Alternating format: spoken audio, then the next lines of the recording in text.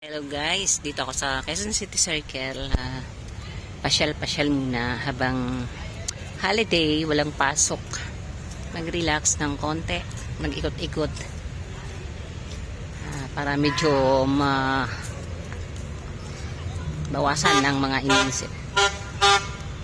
Maingay.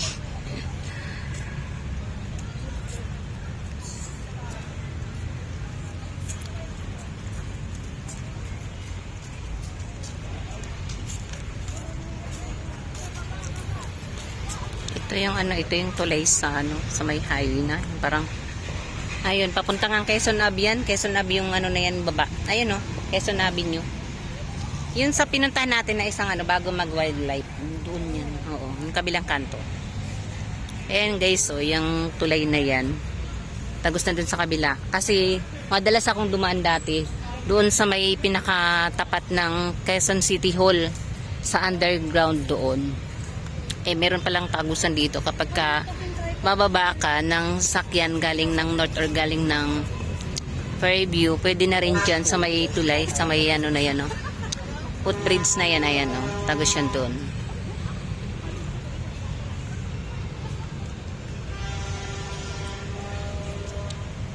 Wait lang pang whitey ko to, whitey.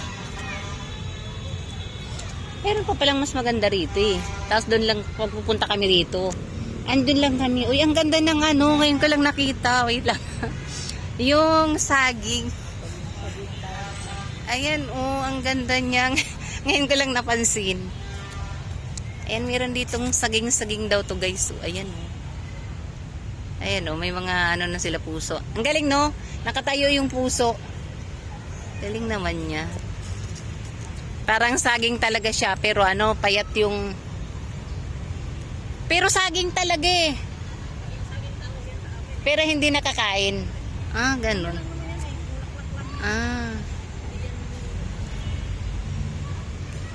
Katuwa.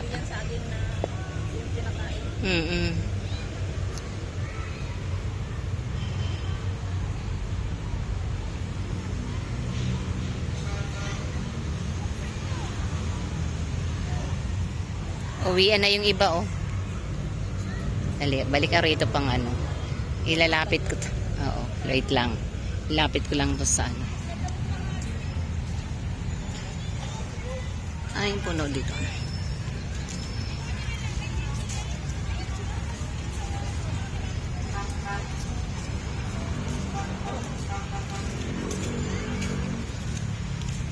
Ayan, pinaka oval. Uy, may nalaglag. Ano yung nalaglag?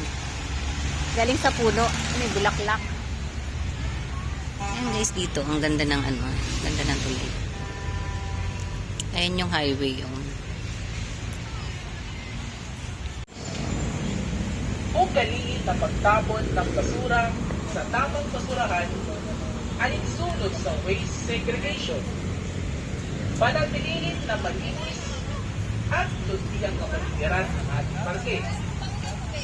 Mahigpit na isinasabawal ang pagkakalat